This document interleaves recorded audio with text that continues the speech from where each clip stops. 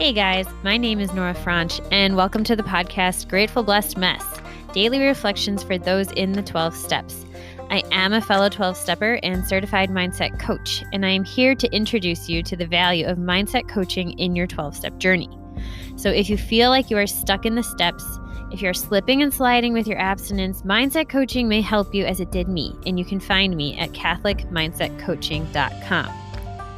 These episodes are meant to invite you in to consider the truths of 12-step wisdom and to join in the very real struggle of living them in action. I hope that it feels almost like a mini meeting, and I invite you to contribute your own share on the Grateful Blessedness Facebook group to keep the discussion going. My comments are based on my own experience, so feel free to take what you like and leave the rest. But my hope is to encourage you on your own daily 12-step journey.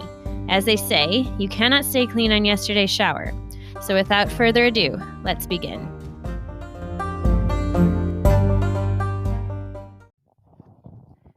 Hey everybody, happy to be here.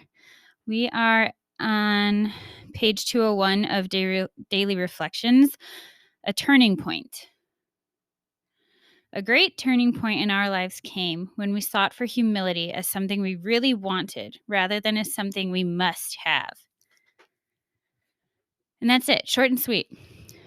And man, that really stands out to me right now. Oh, it is from the AA 12 and 12, page 75. That's where that quote comes from.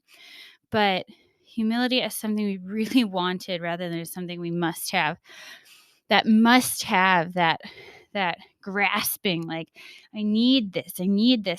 It's not in freedom. And that's the purpose of recovery, is to live in freedom, right? And so it's like, even with humility, something that is good, something that is a virtue, we can distort it or make it something ugly, or in the pursuit of that good thing, we turn into something, nasty or thievish, like you're trying to get it. And it's like that disease mentality. It's that where you're desperate for something because you think you have to have it rather than wanting it. Like, so if I feel like I must have recovery, there's this desperateness in me, this unrest, this almost like this, restless, irritable, and discontent. It's like, I need that thing or I'm not okay. But that's not the frame of mind or the posture of your heart that is recovered. Recovery is peaceful. It's acceptance. Acceptance is the root of, I think, getting to humility. Is actually, acceptance is like the result of humility. It's like we need it to get humility, but it's also the result of humility, because just knowing who you are, that's humility. Not thinking you're anything more or anything less than who you are, and being grounded in that and accepting that, that's humility. That's humility, and that's the gift of the program, is what you hear as being, one among many, right? Where we're a happy lot because we feel we are rejoicing. What's that in the big book? We are rejoicing like people who have survived a shipwreck together. We have this camaraderie, this unity, because we are no greater and no lesser than anyone. We simply are part of this thing that is greater than ourselves. And that's living, that's life, that's living in this world. That's the thing that we are all a part of. And humility is like this beautiful, peaceful place of knowing and accepting that. And once we're able to do that, I know honesty is the principle of the first step, admitting we are powerless over X, Y, or Z.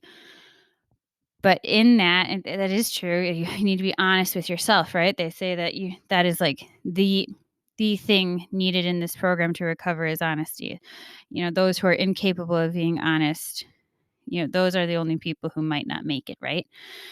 I think that's chapter 5 of the big book, and how it works. And so if we are able to be honest with ourselves, that allows the development of humility. All this stuff is intertwined, but there is humility in acknowledging we are powerless over our addiction, right? There's honesty and humility in that. And it may feel humiliating in the beginning, and that's totally fair. That's what's bringing you in the doors. God bless it. It'll turn into something more beautiful later on. But for now, maybe where we start is honesty, and we can accept that honest place where we're at. And eventually that honesty will bloom into humility. And that is the evidence of recovery. And that is a beautiful thing. Okay, so I'm just going to read the excerpt that is written in Daily Reflections, and then I will let you on your way. Either the AA way of life becomes one of joy, or I return to the darkness and despair of alcoholism. Joy comes to me when my attitude concerning God and humility turns to one of desire rather than of burden. The darkness in my life changes to radiant light when I arrive at the realization that being truthful and honest in dealing with my inventory results in my life being filled with serenity, freedom, and joy.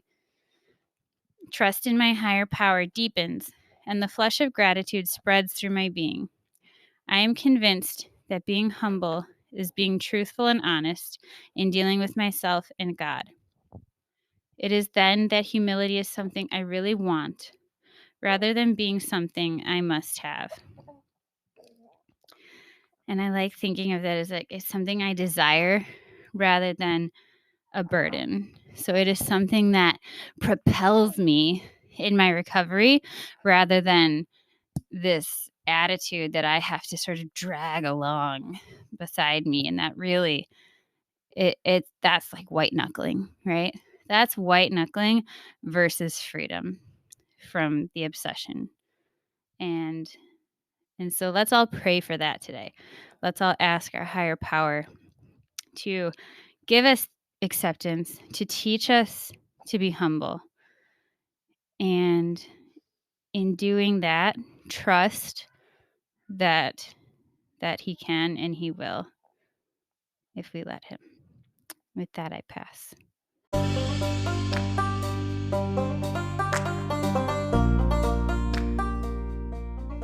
Thank you so much for listening to today's episode. If you feel that mindset coaching could help you on your 12-step journey, please feel free to reach out and find me at catholicmindsetcoaching.com.